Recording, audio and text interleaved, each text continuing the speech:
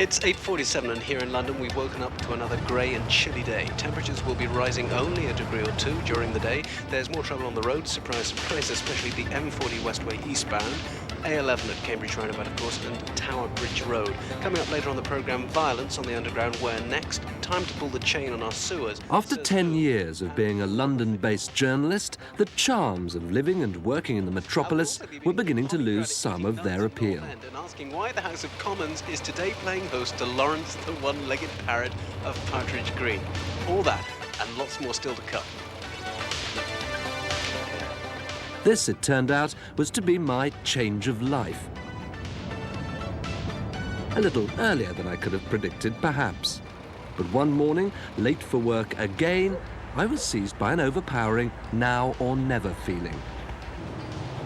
I'd long cherished a childhood dream to escape the grey, grimy horrors of city life and set off on an odyssey to track down the perfect English village. And if only I'd known about the adventures, delights and unexpected friendships of the journey which lay ahead, I'd have done it years ago.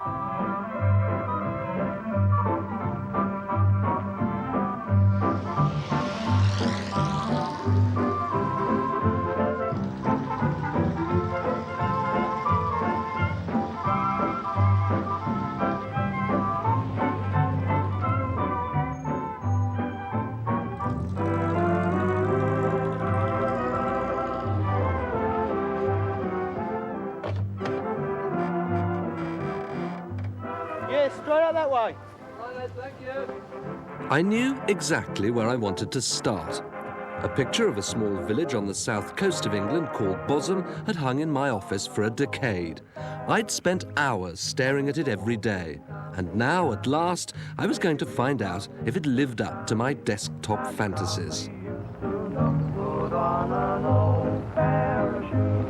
And even though our clothes look baggy, we'll go down and call on Maggie and Joe. We'll always find fair weather and rain around.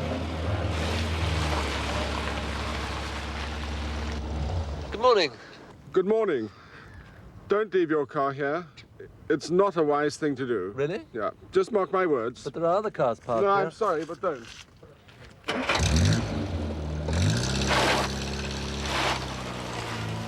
Had I stopped to look around a little more carefully, I might have realised what the mysterious stranger was hinting at.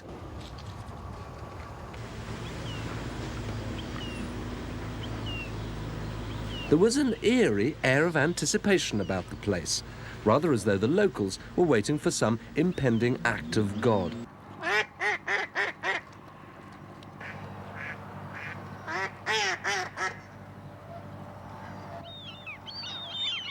It looked as though I was going to have to wait a while to discover what it was. I spotted the chap again a little later. He turned out to be the vicar of Bosham, no less, Tom Inman, although quite what he was up to this morning wasn't immediately obvious. Catherine? Yeah, fine. Fine. Okay. It's quite extraordinary to discover there's been a place of worship here for 1,600 years. Much of the church dates back to the Anglo-Saxon period of the 10th century. Look to, Trebble's going, she's gone.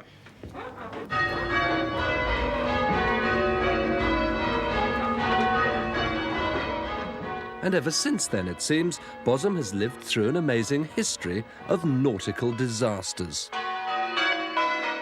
It was from the waters beneath this spire that in 1064 poor King Harold sailed on his rather unfortunate excursion across the English Channel to France, a trip which resulted in one of the most momentous events in European history, the great Norman invasion of England, which was a pity because up till then things had been going quite well for old Harold.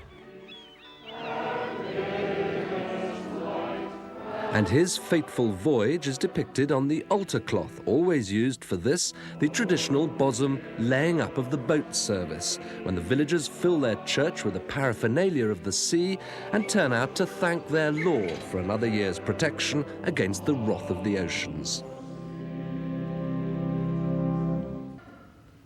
Blessed be the first sight of land and the mountains emerging from the clouds. the sight of Bosham Church and a safe voyage end. Even now, the lives of these villagers are ruled by the tides and the currents, as was about to become painfully clear. Amen. In the nave of the church lies a small but ancient grave. Inside, the bones of an 8-year-old girl who died over 800 years ago, the daughter of another legendary English king, Canute.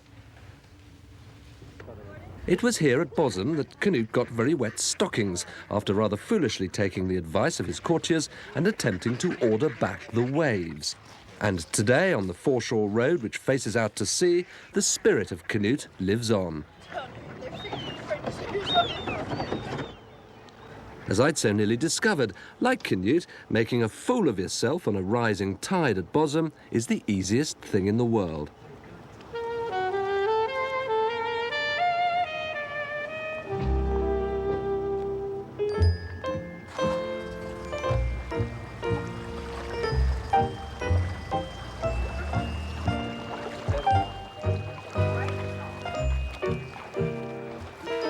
I was here on Thursday and a crowd and some people were pushing. I said, well, I'll go and help. But they had to open the boot of the car and crawl in there, and the steering was locked. They got the brake off. This often happens then, does it? Oh, yeah. Oh, this is the nature of the place. Yes.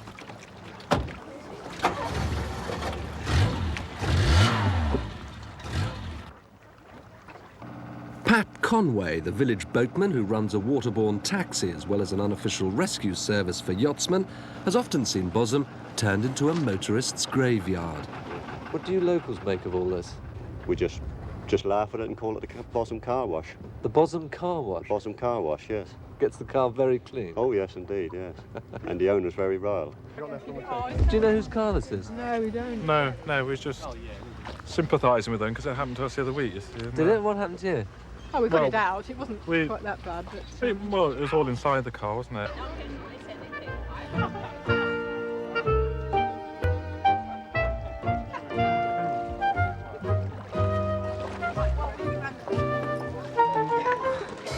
Exchanging tales of shipwrecked motorists has become a local sport at the old pub, the Anchor Bleu. Their sympathetic souls, like Butch Deadman, the Bosham boat repairer, lament the fortunes of unwary visitors caught out so cruelly. how's your car doing stuck outside? Used to bring the boat round, tie the boat up to a table leg inside here, jump through the window.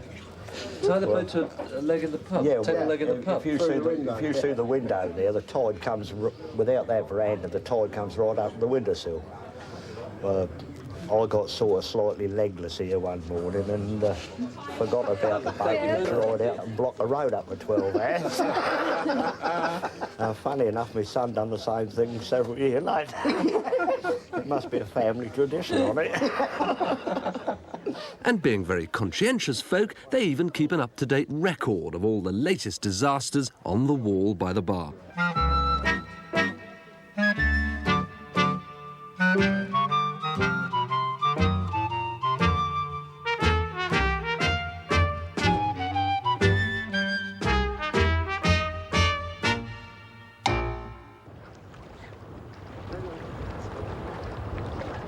I don't wish to sound too discourteous, but after some thought I decided that Bosham perhaps isn't for me. I'm a landlubber and it's a bit too damp. But thank you for your hospitality. I'm sorry to hear that.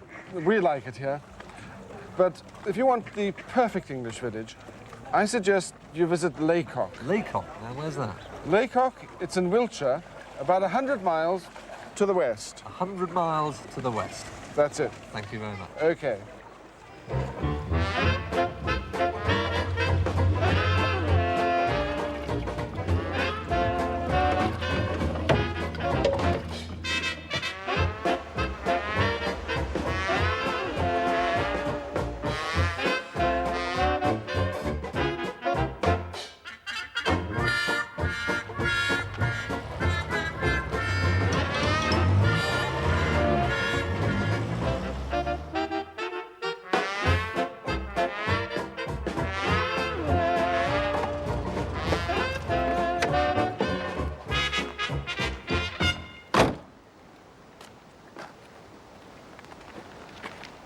According to my map, I'd now hit a footpath.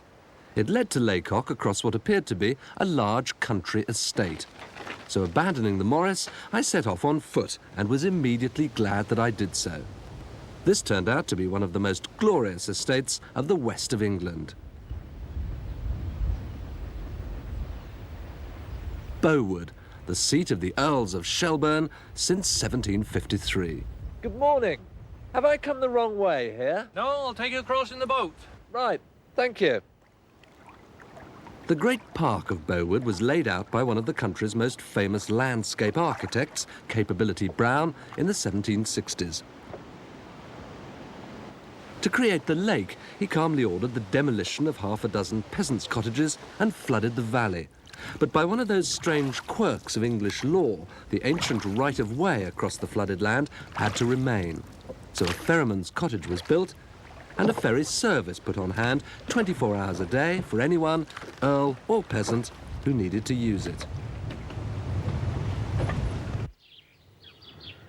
It was here in 1774 that the tutor to the first Earl's grandsons, one Joseph Priestley, discovered oxygen. Today it's still the Shelburne's family home. And unless I'm very much mistaken, there's the present Earl himself, Charles Morris. Nice chap. Hello. Good morning, my lord. Is this right for Lacock? Yes, you're absolutely right. Straight on down. Over the next hill.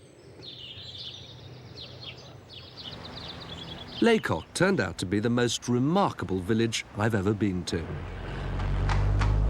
Apart from the infernal motor car, there's nothing at all to tell you that you're in the 20th century, or come to that, the 19th century. There's been virtually no new building here since the 1700s. And the streets are a glorious jumble of houses built during the preceding 500 years. It takes a moment to adjust. No telegraph poles, no lamp posts, no television aerials. This is the nearest they've got to a supermarket, and the fast food joint's been around since before Shakespeare was born.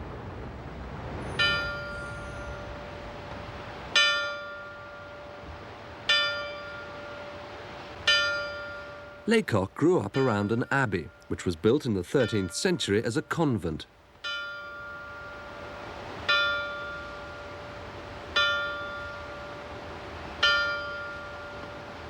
Today it's the home of Miss Janet Burnett Brown, whose family have lived here ever since Henry VIII dissolved the abbey in 1539 and turned it into a private house. For the inquisitive visitor, the place is quite irresistible.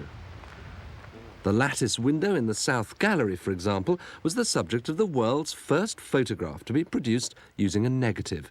It was taken in 1835 by one of Miss Burnett Brown's ancestors, William Henry Fox Talbot. And there's plenty more. Well, you all know the phrase, love asleep.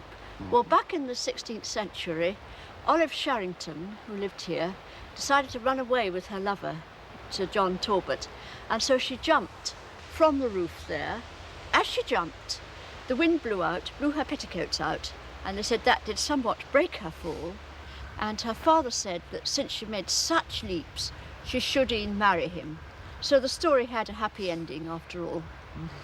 And it's the visitors, God bless them, or rather their sheer volume, who appear to be the only blemish on this otherwise idyllic landscape.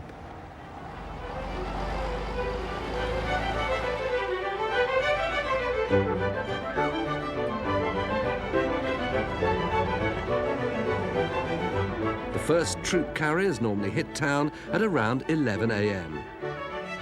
Their instructions are specific. Everything, but everything, must be photographed. If only Fox Talbot had realised the consequences of his invention.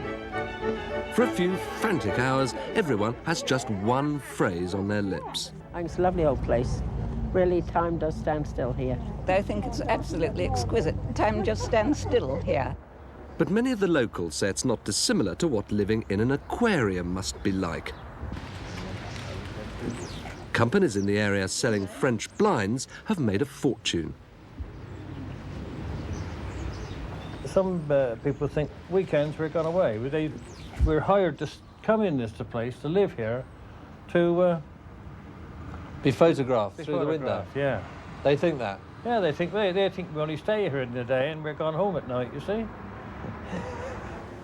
I don't think my nose is going to shine.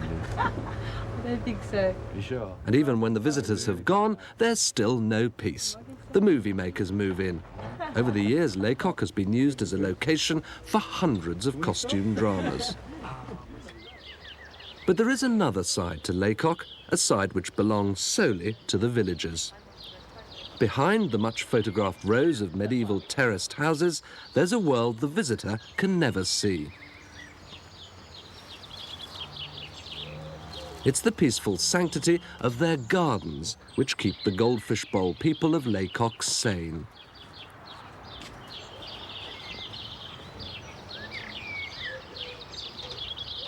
For men of the soil like Rodney Satchel, trying your damnedest to produce another crop of prize-winning cabbages offers a few moments of tranquil delight amidst the endless stampede of camera-toting strangers.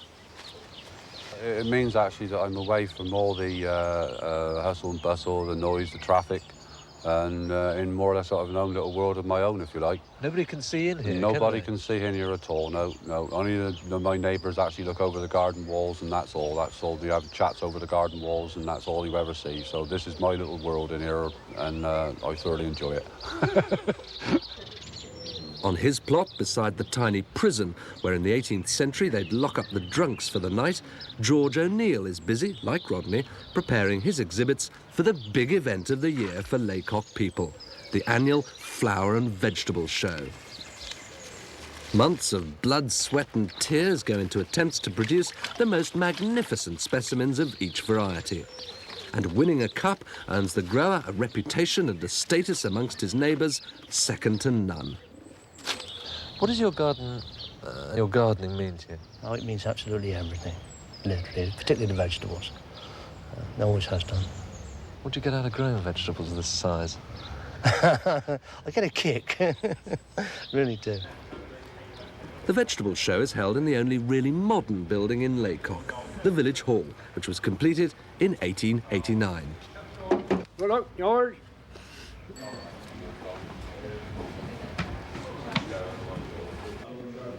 Inside, the judges, shipped in from well outside the village so as to be completely impartial, are already hard at work. For the growers nervously awaiting their deliberations, this is the climax to 12 months of great tension. They always say they haven't got anything to go in the show, but when the show day arrives, you find that they're putting in 5 or 6 entries. This is one of the philosophies of British gardeners, that they've got nothing, but when it comes to the day, they've always got plenty. So they keep it a secret, do they? In other fields, it's known as gamesmanship. That's the word. Yeah. Rodney's cabbages seem to have gone down marvellously. This is a perfect cabbage. It's solid hard, it's free from any virus. Yeah, you couldn't get much better than that. And just lift the weight of it. It's a wonderful cabbage, beautiful cabbage. £55. And they're positively delighted with the pumpkins, even after a summer of drought. You look as though you're suffering slightly. £55. Crikey. Dear, oh dear. Crikey. The judging over, the doors are open to the villagers, and the moment of truth has arrived. You pleased with yourself? Very pleased, yeah.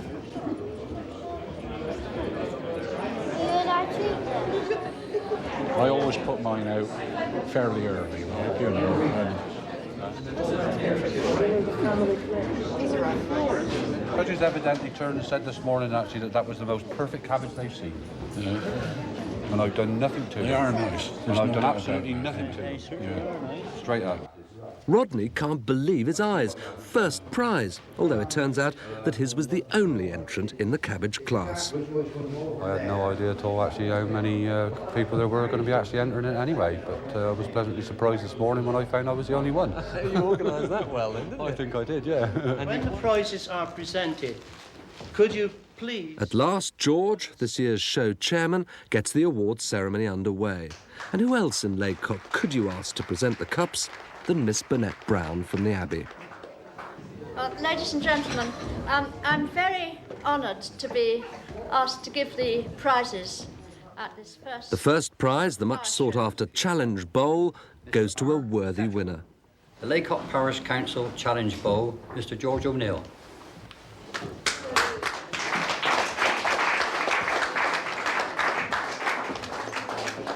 Much to everybody's surprise, George gets the next one too. The next one is the President's Cup, Best in the Show, Mr George O'Neill.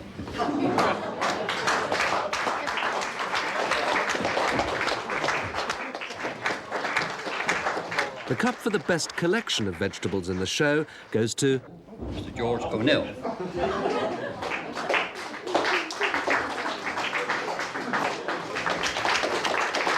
Next came the cup for the most points gained in the vegetable section, George O'Neill. And the John Glad Trophy for the heaviest marrow, George O'Neill.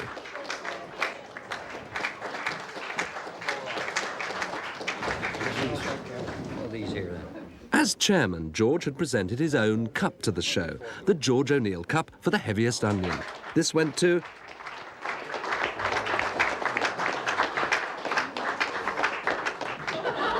No, not George O'Neill, but Mrs. George O'Neill. It's a fantastic day for me, really. Particularly winning these cups like this. It's, you know, really surprised as well. Have you got a mantelpiece big enough for all this? Certainly have. Cleared a space for it already? Yeah. No. Oh, it's easy to fall for Lacock's charms. But could it really be described as perfect? Outside in the sunshine, reality rapidly returned. I'd like to take a picture of you from...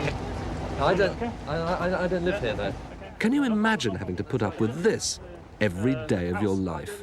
Okay, smile. Okay.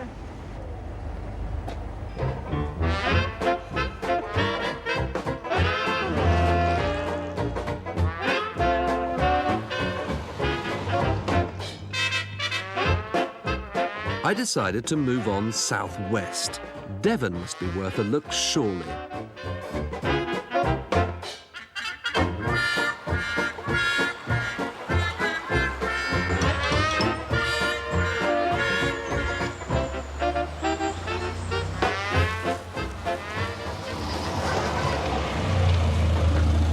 Can I help you? We're looking for our cricket ball. Right. Englishmen spend many happy hours during the summer months, half buried in hedgerows. Must have been a good shot from over there. Yeah, it was against us, of course. It's a pleasant, sociable way of passing the time. Not at all energetic and very relaxing. Is this what you're looking for? Oh, that's the ball. Brilliant. Every now and then some goof ignorant of the subtleties of village cricket actually finds the ball, and play then has to resume.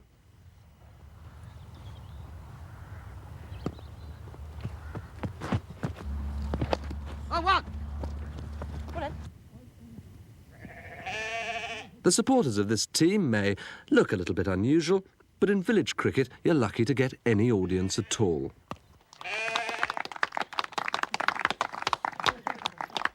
Good team this, you know.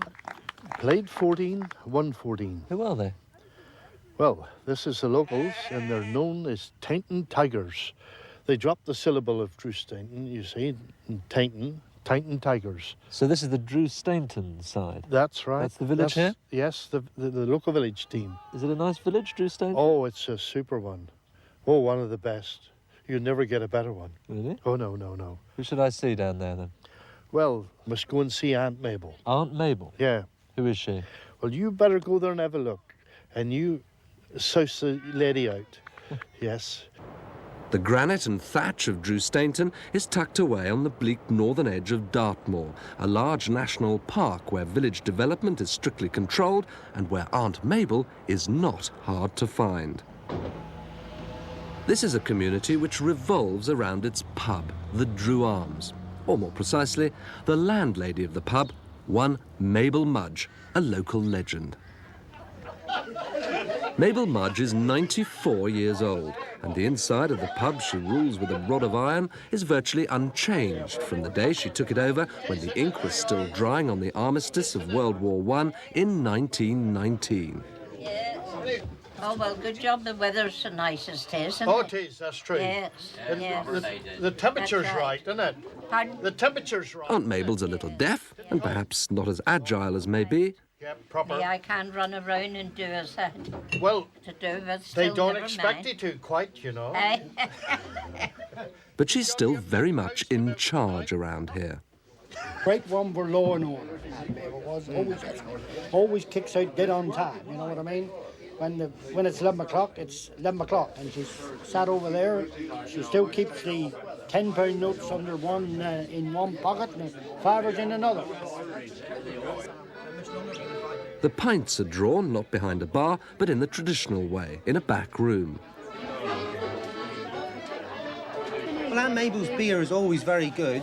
I think the main reason is because she uses quite a lot and it doesn't get a chance to get old and stale. And that's why we always keep on calling in, just to try it. We keep on trying it, and the more we try it, the more we like it. And even the tills never been modernised. Above all, a perfect English village must have a perfect English pub. And in 20 years of searching, this was the nearest to perfection I'd found yet. And I couldn't have arrived at a better moment. Congratulations, my dear. Yeah, on this thank wonderful you. anniversary. Yeah. Well done. Today's a rather special day for Aunt Mabel. It's the exact anniversary of the day she and her late husband Ernest took over the pub 70 years ago. Well done. And the village is paying its respects.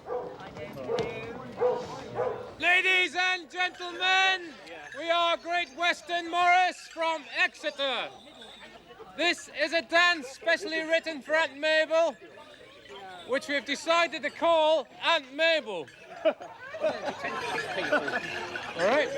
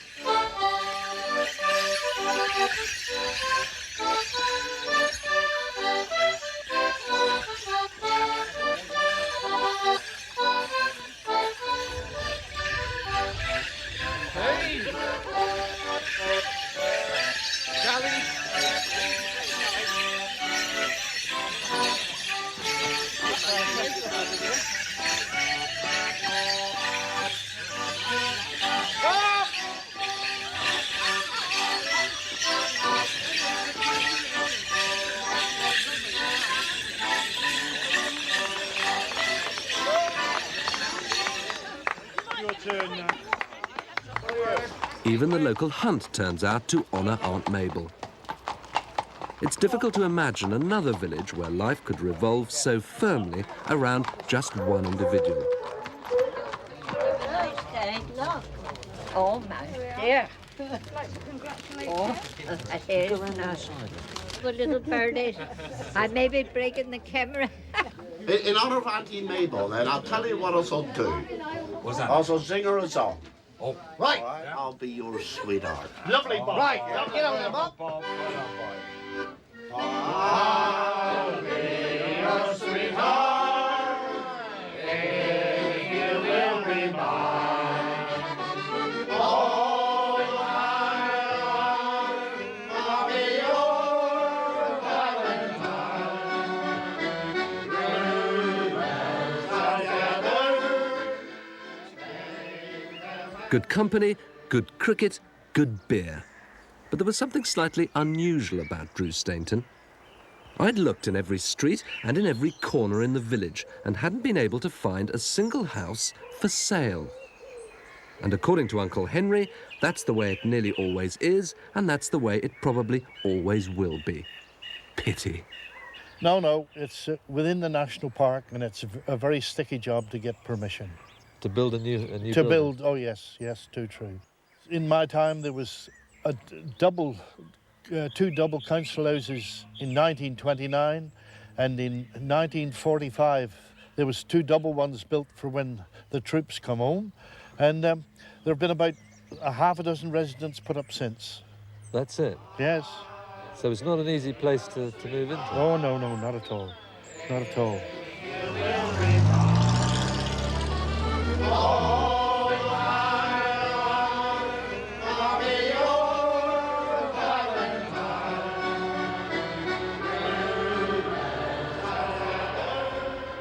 Perhaps the Great Plains of East Anglia, where the ancient art of hunting lost cricket balls has sadly long since disappeared along with most of the hedges, might be more productive. There's a village called Finchingfield I'd longed to visit. I'd known of it because it's the subject of 1,000 picture postcards that have been sent all over the world.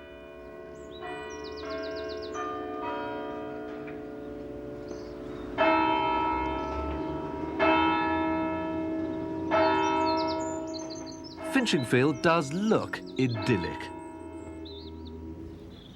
with just the kind of pace of life that I'd had so firmly in mind on leaving the frantic hurly-burly of city life.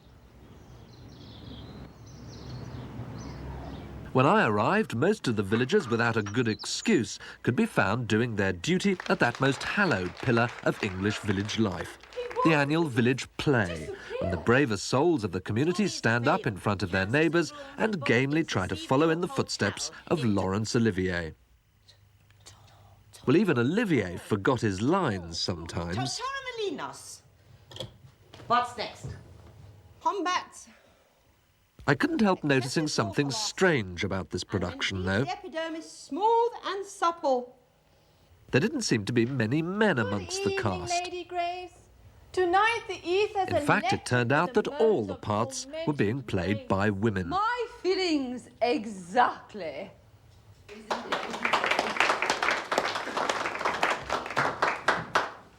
As I discovered from the show's star, Chris Dudman, who otherwise works in the local doctor's surgery, this wasn't because the women wanted all the best lines, but simply that the Finchingfield men are too shy to step forward.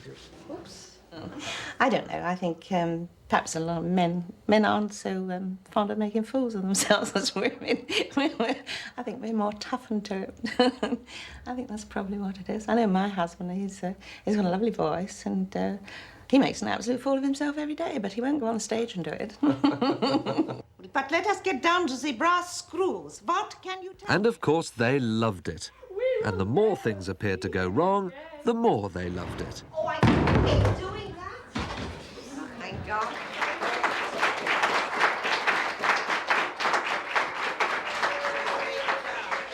Mind you, an hour and a half of this, after the long journey from Drewsteignton on the other side of the country, during which I hadn't seen a single rest room, and I was now in some need.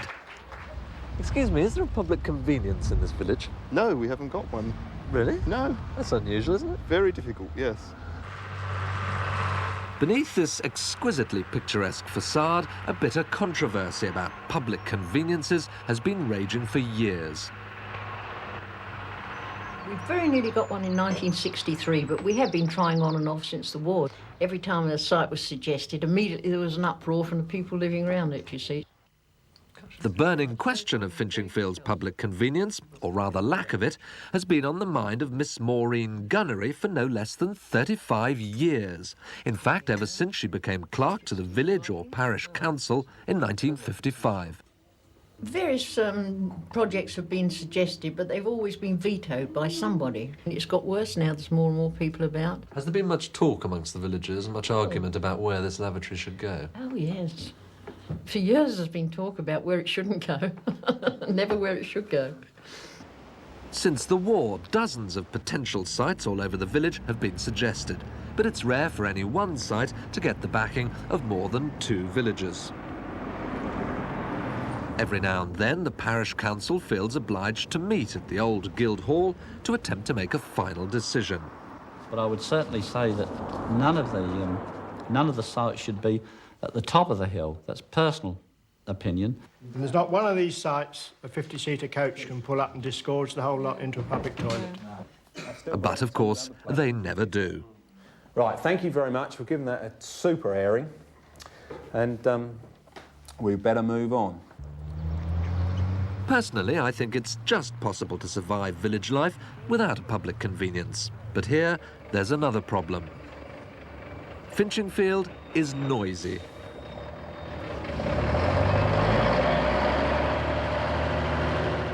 Round the clock, it's used as a shortcut by heavy lorries.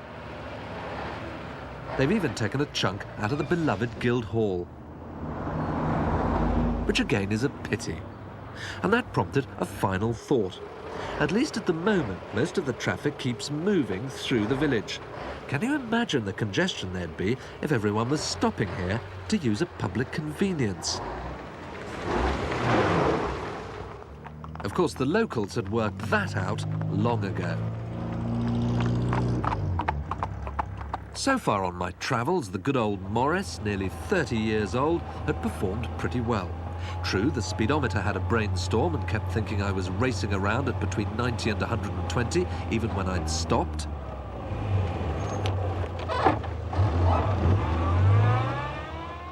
And the quaint country lanes of Old England caused several real, if temporary, breakdowns.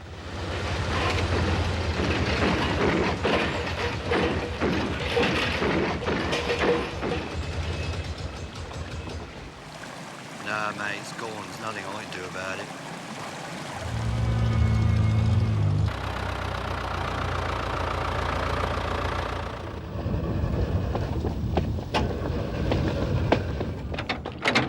But inevitably, it wasn't until I reached the foggy wilderness of North Yorkshire that the dear old thing looked in slightly more serious trouble.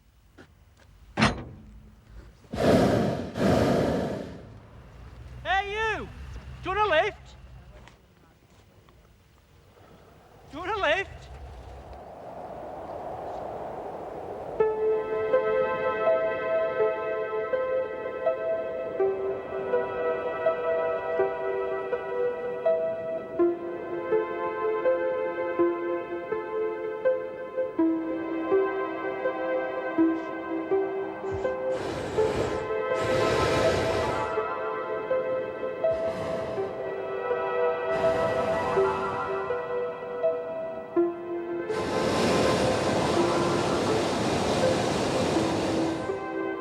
How could I resist an offer like this?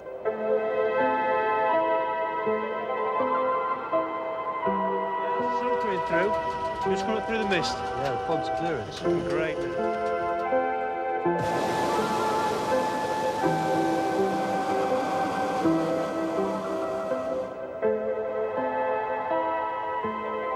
What is this place? Oh, that's Castle Howard. Absolutely fantastic place. Superb dome on the top. Yeah, it's absolutely gorgeous. So well preserved.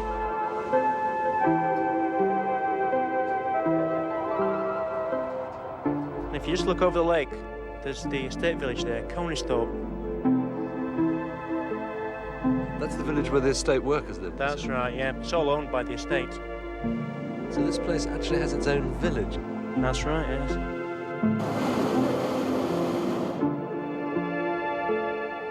Okay, you can come out now. Yeah, it's all safe. That's great. Thank you very much indeed. Where's Coneysthorpe? Coneysthorpe, it's just over there.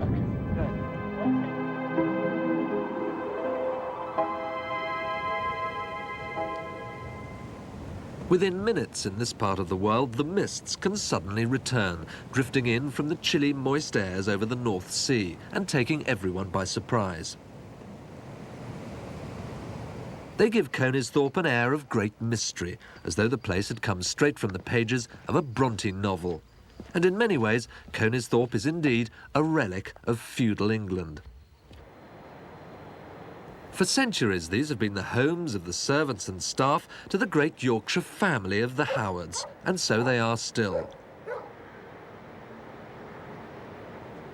and never for a moment are they allowed to escape the awesome presence of the house on the hill, as they call it.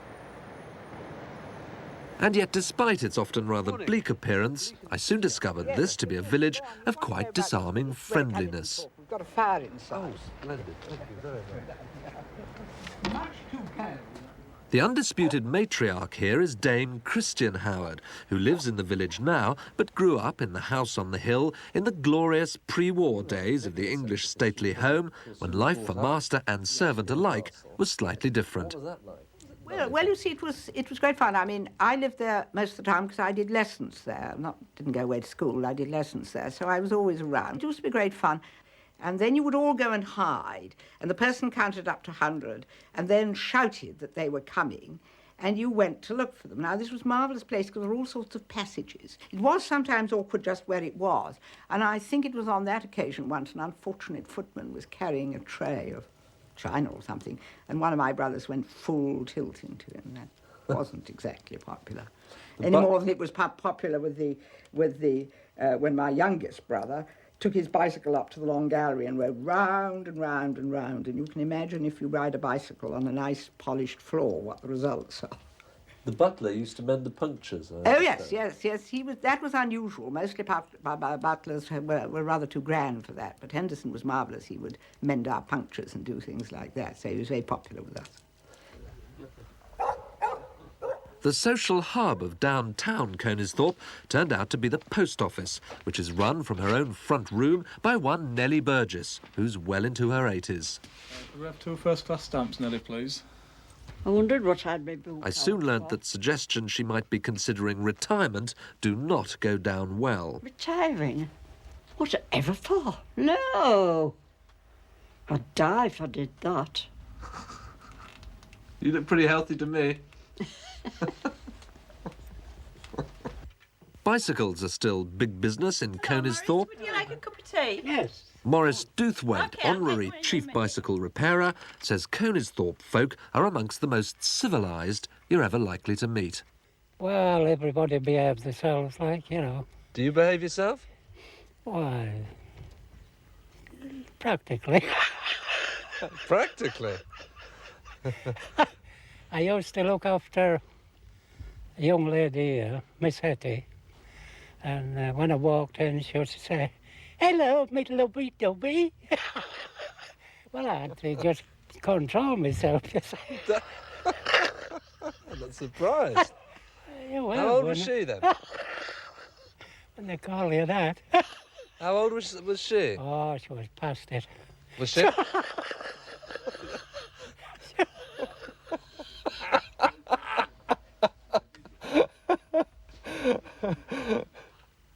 8:30 a.m. and it's rush hour in Coneysthorpe. First off up the castle is Terry Adams, the Howard family accountant. Closely followed by Tommy Hardestry, part of the estate's forestry team, and Herbie Prest, one of the gardeners.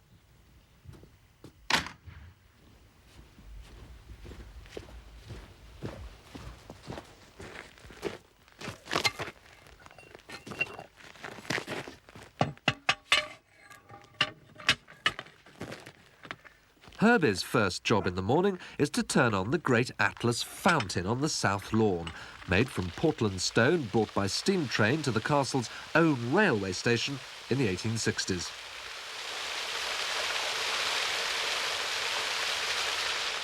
It's a good way to get you going in the morning, isn't it? Oh, it does, yes. It gets me going all right, is this. But I not quite as strong as I was, you know.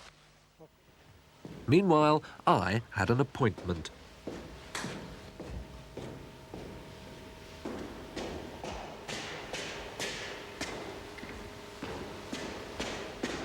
Squeaky shoes, incidentally, are not recommended for visits to Castle Howard.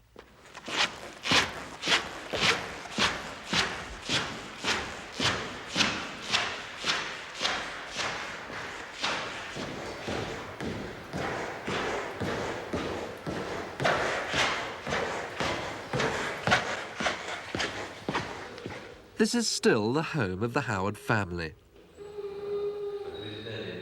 And this, the great hall of Castle Howard, is still used as the sitting room. Just the place for the Honourable Simon Howard, Dame Christian's nephew, and his wife Annette, to relax after a hard day out on the estate and contemplate their place in history. One of a line of Howards. We've lived in this house since it was built. It's always been a Howard house. And one is still adding and restoring items within it and without it. Do you like living here? I love it. Really? Yes, I do. I mean, we've got wonderful things to be able to look at, and it's a pleasure to be able to learn every day, and I do feel that I'm learning every day I'm here. Are you intending to be interred in the mausoleum? Yes, I am. I don't really mind what happens to me after I die, but the wish is that I would be interred there and join my ancestors.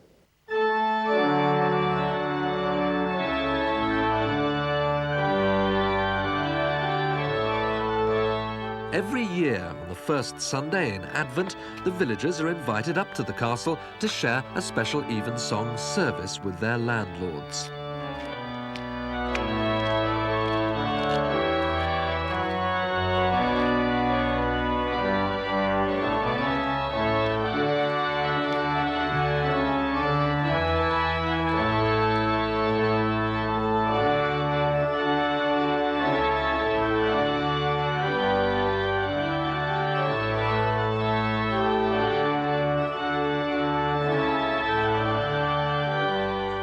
The castle chapel is used throughout the year, but this is one of the few occasions that it's actually full. The family even have their own special pews at the back. Ancient and a bit tattered, they're considerably more comfortable than the standard wooden ones the villagers have to use.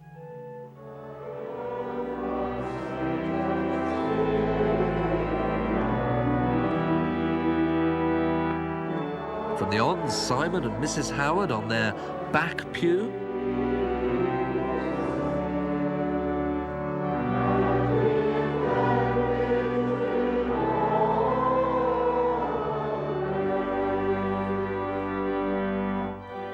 to old Herbie Prest, gardener and fountain starter, on his front pew. This is a part of the world where everyone still has their correct place in society.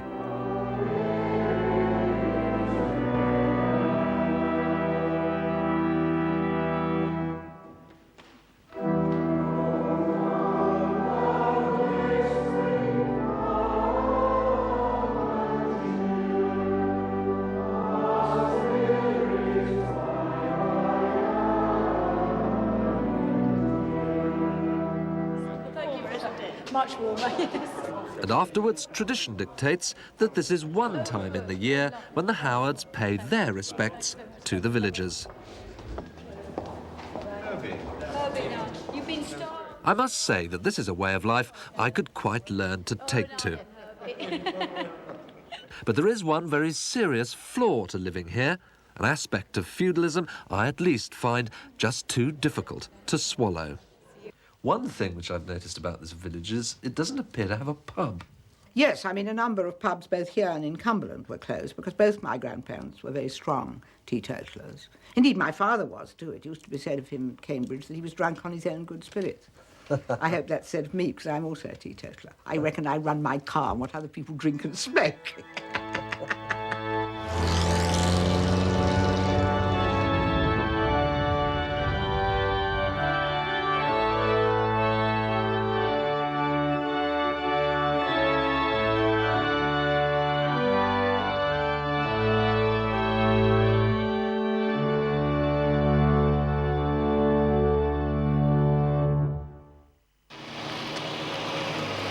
In the end, though, 2,000 miles after I'd set off from London, I did find what I was looking for. There was something about this final village I visited which I just couldn't resist. It felt right from the moment I arrived.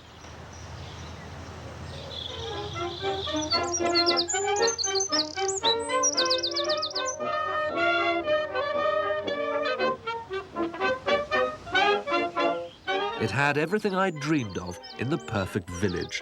A duck pond to idle away long summer days, and which, unlike Bosham, never threatened to submerge you or your car. There was, of course, a church dating back to the 12th century, scores of picturesque houses with not a camera-wielding visitor in sight, and, unlike Drewsteignton, plenty on offer to newcomers. There's a big area of common land protected forever by ancient grazing rights, and the place is steeped in history. This was the home of the author of Tom Jones, and this is the house where Gustav Holst hummed away merrily at some of his finest work.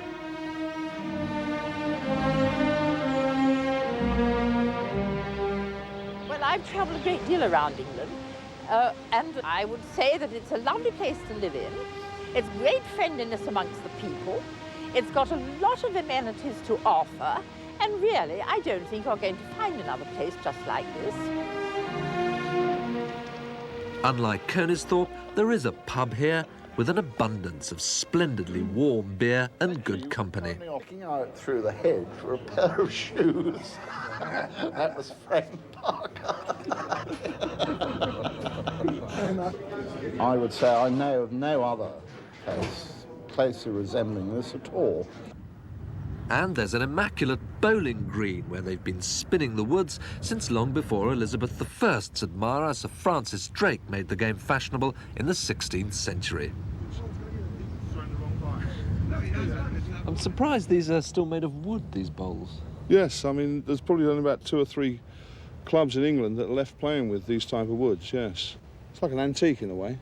It's nice to keep and nice to play with. Don't look at the jack, look at the line that you're going to put your wood up. In all, this has to be the ultimate antidote to the stress of urban life. Good shot, sir.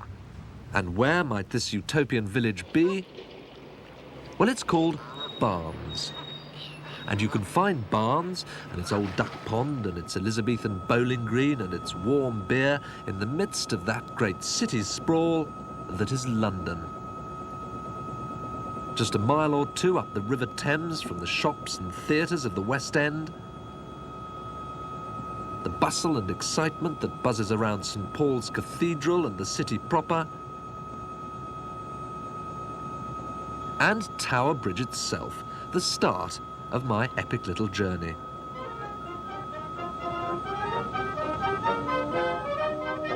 And for someone who, if he's brutally honest, quite likes having the best of both worlds, then what on earth could be a better arrangement than this?